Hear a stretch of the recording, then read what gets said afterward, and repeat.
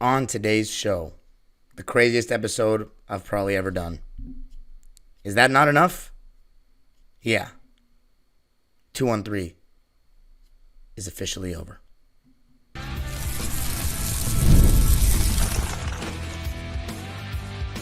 You are Locked On Clippers, your daily Los Angeles Clippers podcast, part of the Locked On Podcast Network, your team every day. Yes, sir. You were locking in with the Clips. Thank you for making Locked On Clippers the first listen of your day, your team every day. I'm your host, Darian Vaziri, born and raised in LA and finished my 19th season as a Clipper fan not too long ago. You can also follow me on Twitter and Instagram at Dime Dropper Pod and subscribe to my own YouTube channel, Dime Dropper, for even more LA Clipper and LA sports content and NBA content. And Locked On Clippers is free and available wherever you get your podcasts, including YouTube, where I need you to just let me know anything about what's going on right now. There are so many things to talk about. So before I get started, I just want to say this episode is brought to you by FanDuel, America's #1 sportsbook. Visit FanDuel.com/lockedon and start making the most out of your summer. But ladies and gentlemen, I didn't even know what to title this episode. I didn't even know what to caption the segments. I am in awe. There's so much news happening at once. And as I'm recording this, it's Sunday. And there's been so many things that have happened in the last 24 hours. So here's what I'm going to do for you. This episode is going to be just a rapid fire reacting to everything.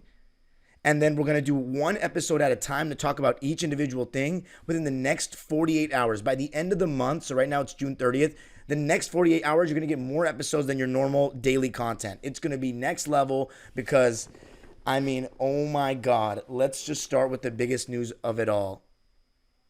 The 213 era is over. We have been informed with a public statement from the Clippers. I've never seen anything like this before. That Paul George's time in LA has come to an end. I, for one, am just blown away. I'm dumbfounded. I cannot believe this has happened.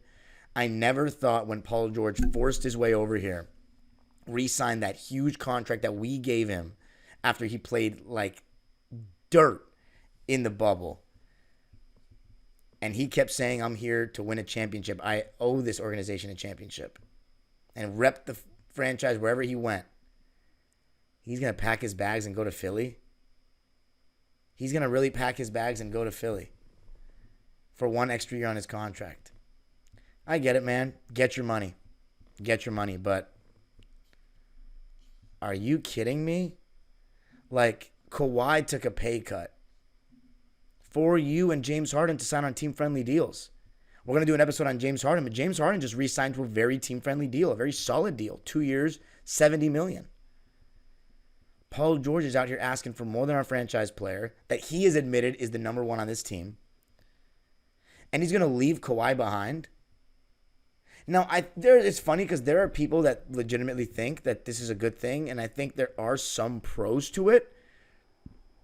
But, man, I just have a hard time believing that we're going to be a better team without Paul George, and we're going to be able to get a player that's as good as him. We're going to talk about it later. We just got Derrick Jones Jr., which I'm very happy about, the Paul George stopper. But if we're just going to get two players of that caliber, I don't think that's going to make us better than having Paul George, personally. I think it'll help our defense, maybe. But it's just a lot on James Harden and Kawhi offensively. And again, I've been saying that I was already a little suspect on James Harden being a third option on a championship team. I definitely don't think he should be a second option on a championship team. But right now, it doesn't really matter because Kawhi Leonard, his health is the biggest issue. However, this episode is mainly going to be about Paul George because that's been the whole thing. I was pretty adamant. And it's crazy. We had Law Murray on the show, and he thought Golden State was the only option. We are all perplexed that he is actually going for Philly. I think the Clippers played chicken. They called his bluff, and he wasn't bluffing. He's actually willing to pack up everything and dip on this franchise and dip on this fan base for that extra year. Look, I get it. Secure your generational wealth. But, these guys are just so wealthy already. He's got a great life set up for him after basketball with his podcast, with his media exploits. And, look, I feel bad being any man saying to another man, you should say no to $50 million, but bro, I just can't really relate to the actual money of this. You know what I mean? I can't relate to it. So I'm just looking at it like, look, you're already really rich. You're home. You gave this franchise has sacrificed a lot for you. We gave you your friend in Reggie Jackson. We gave you your friend in John Wall. We listened to your public pleas for Westbrook, who's on the way out with you. We listened to your public pleas for Westbrook, even though Lawrence Frank didn't want him. And you say, you need the ball in your hands more after the bubble. That you're getting used too much like a Redick or like a Ray Allen. And then in 2023, you're saying you need the ball more. There was always an excuse. Now after the season, during the season, we got James because we wanted him here. Then after the season, it's like, man, losing Nico and Rocco, that really hurt. It's nothing against James. Then he's talking about, I want to play basketball the right way.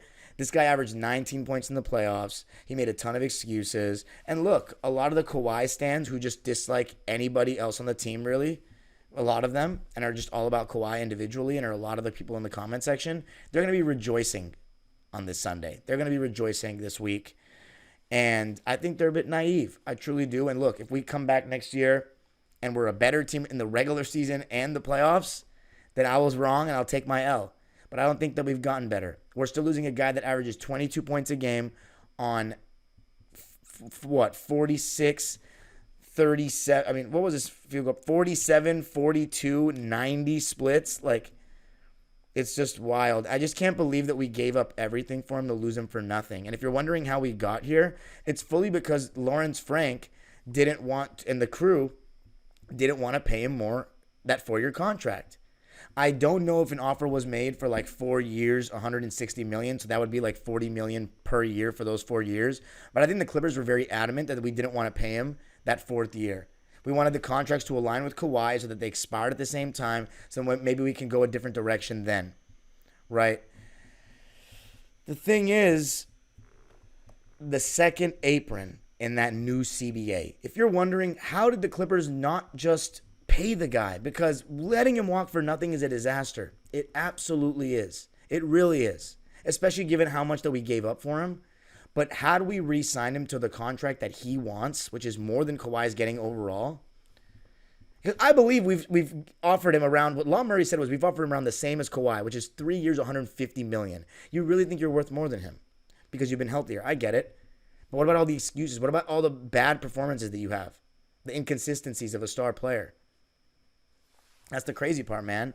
Like, you're clearly showing that winning a championship is not number one on your priority. Money is. And you could argue that he has a better chance of winning in Philly, but it's like, you know that if Kawhi is healthy, you got a great chance here. You know that. I thought you guys came together to do this together. Now Kawhi's time as a Clipper is going to last longer than you. Even though you've played more playoff games. You have the signature playoff moment in front of the Clippers sold-out crowd that he doesn't have. I had Clipper fans in 2022. Many of them, probably majority of them, were telling me they like Paul George more. And now here we are. You've probably made yourself the most hated guy in franchise history, potentially. Worse than Elton Brand and far worse than Chris Paul. At least Chris Paul gave us an option to, for him to opt in, and we got guys in a trade for him. I know he was ultimately going to get a new contract with Houston, and he couldn't go there outright. But we ended up getting guys that kickstarted that next era. You left for nothing after we gave up a treasure chest for you of picks and SGA.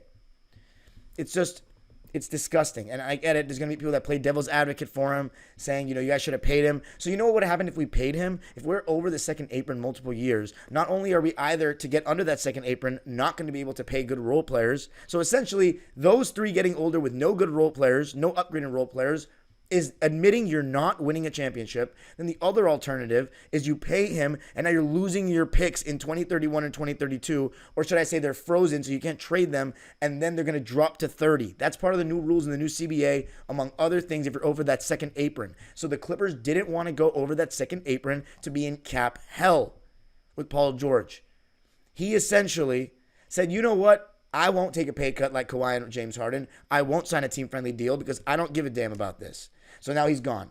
He wants to get that extra 50. By all means, don't let the door hit you on the way out. Here's my thing about Paul George. I defended him a lot on this show. I had people saying I'm too nice to him. I'm a Paul George stan. Look, I'm not a Paul George stan at all. I honestly don't want him to win a game for the rest of his career, quite frankly, but I'm going to say this. I don't dislike the guy a lot. I don't dislike the guy because at the same time, he still gave me one of my best memories as a fan. He's still one of the best Clippers of all time. He's our all-time leader in three-pointers made. He literally gave us what was, and again, I hate the people that nitpick this about Terrence Mann did it. Paul George was the leader. He was the one that was going to take all the bullets. He had a great Game 5 and a very good Game 6 performance. And he will always be responsible for what was one of the great moments in Clipper history, if not the greatest. So Paul George, I'm forever thankful for that. But besides that 1 year, and you can argue that next year he was good when he played in those 31 games in 2021-22, all the other years were very disappointing. He left a lot on the table. We're going to talk about it even more this week because we're not just going to let him go easily. We're going to talk about all the flaws, all the good, all the bad, what this means. But I'm a very emotional guy. I'm a very sentimental fan. So I'm never going to be able to fully hate on a guy who gave me one of the best experiences as a fan. And for all those wondering, like, conference finals, dude, conference finals, that means nothing, then you weren't a Clipper fan before this. And if you don't care enough about that, then I just don't know what your experience was in life before that. Because for me as a kid growing up in LA, every time we lost before the second round in the playoffs, I would have to go to school and have to hear it. I'd have to go to school and have to face the music from the Laker fans. 2-3-1 leads blown in 6 years. It felt like it was impossible. So what Paul George did in games 5 and 6, I will forever be indebted. But that doesn't mean he's not getting booed on the way back. He should get booed on every touch. This is disgraceful the way he's left us like this. We paid him an $176 million contract after he choked in the bubble, and he was already on a pretty nice deal with OKC, and he couldn't repay us with this. Coming up, going to talk about everything else. James Harden re-signing. Westbrook's on the way out. What are we going to do about it? Derrick Jones is on the team now. I mean, whoa.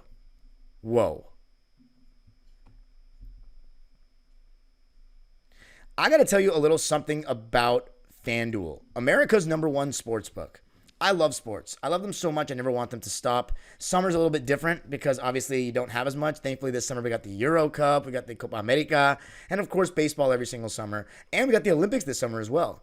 And this summer, FanDuel is hooking up all customers with a boost or a bonus daily. That's right. There's something for everyone every day, all summer long. So head over to FanDuel.com/lockedon and start making the most out of your summer. FanDuel, official sports betting partner of Major League Baseball. If you're a Dodger Angels fan, go on to FanDuel. If you're a Dodger fan, I mean, keep Ohtani home. Any bets involving Ohtani home runs are looking good right now. So visit FanDuel.com/lockedon. Start making the most out of your summer. All right. So talking about one of the craziest episodes I think I've ever done as a host. So many things going on. We got Paul George out the door. 5 years. I mean, I'm going to do so many episodes this week about his time as a Clipper and all this stuff. And man, I mean, wow. How is that? Listen, I think social media can be very harsh to Paul George, much harsher than the actual fans in real life. But that's going to be one of the first things I talk about early next season when I interview fans. Is going to be, what do you think about Paul George? Like, whoa. I mean, this guy, we had people talking about he's the greatest Clipper of all time at one point. I mean, this is crazy. And again, I keep tweeting about this, and I know some fans may not agree, but I do. I think Chris Paul's status as a Clipper just got increased even more. Spent one more year than Paul George here. He did criticize our culture on the way out. Mind you, that was when Glenn Rivers was the president of basketball operations and the coach. And we weren't actively trying to make moves to make the roster that much better. We basically paid Austin Rivers and didn't trade for Melo, who Chris Paul really wanted, as opposed to Paul George, who's gotten everything he wanted. So Paul gets no passes. Paul gets absolutely no passes. CP3, again, we got Lou Williams-Montrez, and what's his name for him? Sam Decker. No, there was another, Patrick Beverley. How could I forget? So, yeah. I'm in awe, man. I'm in awe. I can't believe this has come to an end. I just have to say, like, I am thankful, like, regardless of it all, just looking at a big picture thing. I started my platform of Dime Dropper in 2019. I'm sorry, in 2020, right after I graduated college. And my college graduation was, taken away from me because of COVID. And I started my own YouTube channel. So my YouTube channel has only been a thing, me known as Dime Dropper on social media, has only been a thing with Paul George on the Clippers. So this is going to be the first time I cover the Clippers on social media without him. And I just have to say, like, it was a roller coaster. There was so many ups and so many downs. And obviously, I think there were more downs than ups. But I think I'm very blessed to have covered a player that will be talked about for many decades to come, and not always in the best things. People talking about his career, it's going to get nitpicked, Hall of Fame. I mean, he's one of the best players in Clipper history. He's one of the best players in Pacer history. Like, that's undeniable. But let's talk about the James Harden contract real quick. I think that was a very good deal. 2 years, $35 million. He easily could be getting $40 million based on, like, how good he still played. I mean, the fact of the matter is Paul George is about to get a lot of money, and James Harden outplayed him this past season, and if we're being real, outplayed him the last 2 seasons. But Paul George outplayed him in 2021 and 2022, and James was struggling with the hamstring injuries. And to be honest, before James Harden got that hamstring injury in 2021, he was playing amazing because there were games where KD and Kyrie were out, and he was balling. But Paul George in that playoffs, and then the next year, you could say it was better than Harden. But these last 2 years, Harden's been better. But the thing is, Paul George is just so versatile. Like, you can use him on ball, off ball. He's a coach's dream. He can switch. You know, the idea of Paul George is definitely better than the actuality of it. But the fact of the matter is, that's a good deal for Harden. You know, he's showing, as a Clipper, he's shown that, like, he's not fiending the bag too bad. He's already made plenty of money. He wants to compete. He wants to compete and still be able to play that he wants to play, which is the ball in his hands more than anybody, which is what he gets. And I think, you know, we have some taxpayer mid-level exception or whatever.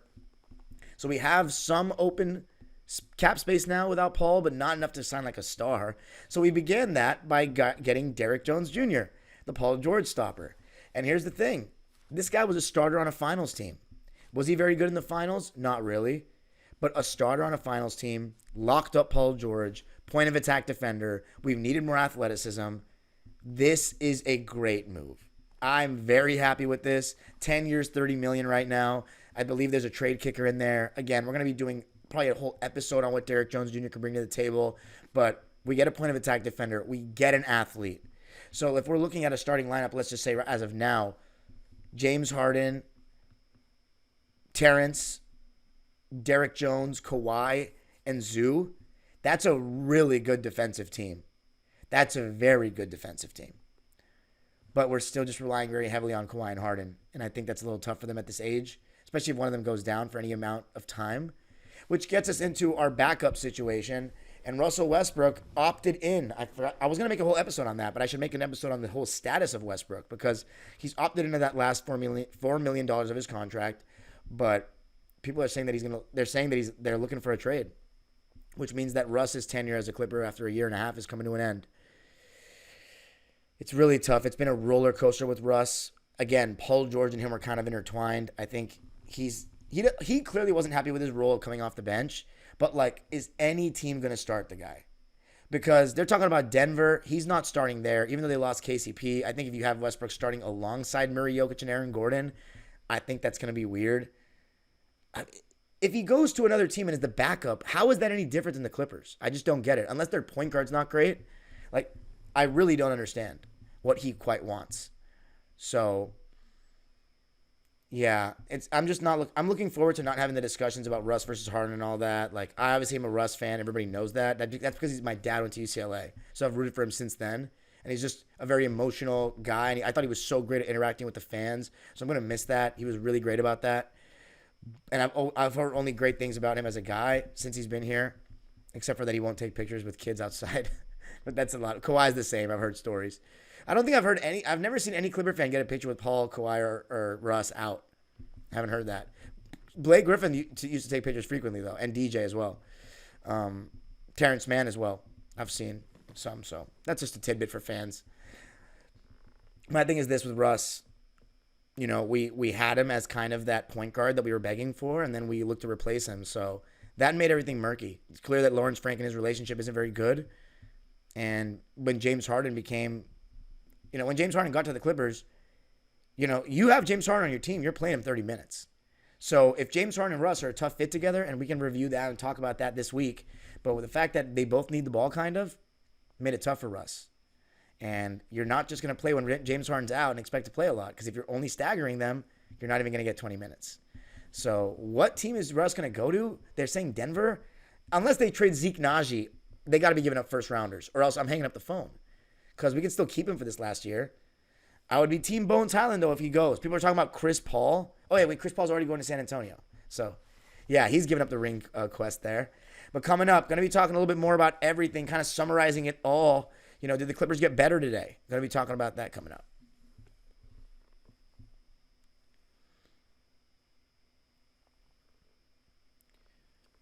Wow. I'm still in awe. The 2-1-3 era is over. Paul George is gone. He wanted that 4th year on his deal. Clippers said no, play the game of chicken, and now he left for nothing. You have to say it's just absolute asset malpractice for the Clippers to let Paul George go after trading everything for him. It truly is. Like, the fact that you got here and are doing this, like, we already have no room to pivot. It's very obvious, and I know a lot of the locked on commenters, all the real Clipper fans in there, you guys are done with this. You want the 2-1. Well, we all want 2-3 to end, but like, what's the point of having Kawhi without Paul? You have Harden, who should be a third option right now on a chip team, and now you're going to surround them with other role players. It's like, that's not enough in 2025. That's not going to be enough to win a championship, in my opinion.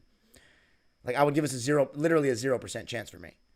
Now, who could we get? Could we get Zach LaVine? Could we get DeRozan? These are all going to be talked about. But I don't know if we can now that we gave a lot of that taxpayer mid-level to Derek Jones. So now we're hard capped at the first apron. And again, for those who are wondering, what does that even mean? I'll get into all the details about it this week. But let's just put it this way. We lost Paul George. That automatically makes us a worse team. It does. It does. I can't believe we lost Paul George. I don't think this is a great day for Clipper Nation. I think this is a horrible day. In fact, to lose Paul George for absolutely nothing after giving up everything for him. We already don't have picks. Our rebuild, like Steve Ballmer said, we'll never rebuild. We're never going to blow it up and stuff like that. And partially it's because he's got no choice. We don't have the draft picks to do it. So we needed to make sure we got everything out of Paul George, James Harden, and Kawhi when they left, whenever that time came. And Paul George he's coming to an end after 5 years. So he's been a Clipper less than Chris Paul, less than Blake, and now less than Kawhi. And he's leaving us after those 5 years. So he was a Pacer longer than anywhere. After these 5 years for nothing. And we're not getting anything for him. It's just crazy. Like, they fumbled this so hard after acquiescing to every demand he made. Besides this one. This is the first time we played hardball with him, as far as I know. It's just, and I mean, all we have is these podcast P quotes about he wanted us to win a championship he wanted to win a championship here so bad. He's like, Clipper Nation, trust me, we gonna get it right. We gonna get it right? Like, dude, you just walked out on us because of an extra year of a contract. Here's the thing. You might be wondering, like, why are you so mad, D? Like, don't you want them to blow it up? Here's the problem. This is the worst case scenario because we're not going to blow it up. And now I like Paul George and I love Russell Westbrook. I like them more than Harden and Kawhi. If we're just talking how much I like them, which I know isn't the most popular take, especially not right now, but I like who I like. And I like those two, and now I'm losing two of my favorite players on the team to have to support Harden and Kawhi, who I also don't think are going to win a ring. Like, it's just a complete disaster, and now we've lost a chance at getting stuff for our future rebuild, which I'm all in on, and can't wait to be your host for that iteration of the Clippers.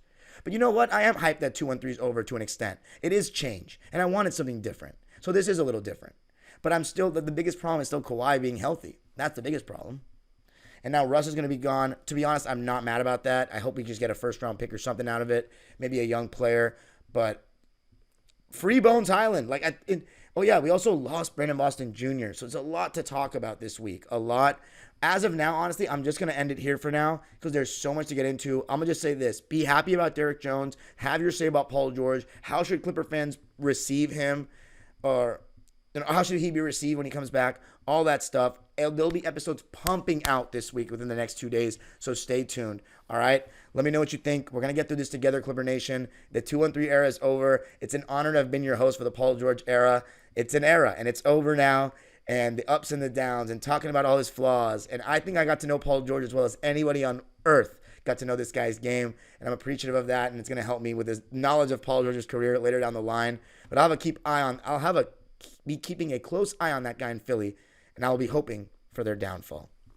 You can follow me on Twitter and Instagram at DimeDropperPod. Subscribe to my own YouTube channel, Dime Dropper, for even more. I went live immediately after it happened and just roasted him. But at the same time, a lot of people thought I didn't go hard enough. Because again, I'm a sentimental guy. I'm always going to be appreciative of 2021. It felt like we had a curse in front of us to break that second round, and we broke it. And I'll always thank Paul George for that because he was absolutely, for me, the unequivocal, because of the health of Kawhi and his injury, Paul George was the number one player of that playoff run for us. But anyway, You can follow me on, and by the way, subscribe to this channel. Now it's going to get interesting. Subscribe, hit the notification bell. You'll be covered for all the Clipper news right here on Locked On Clippers. The age-old proverb continues. Make sure you subscribe. Go Clippers. Over any player. Paul George stands. Hope you booked your flights.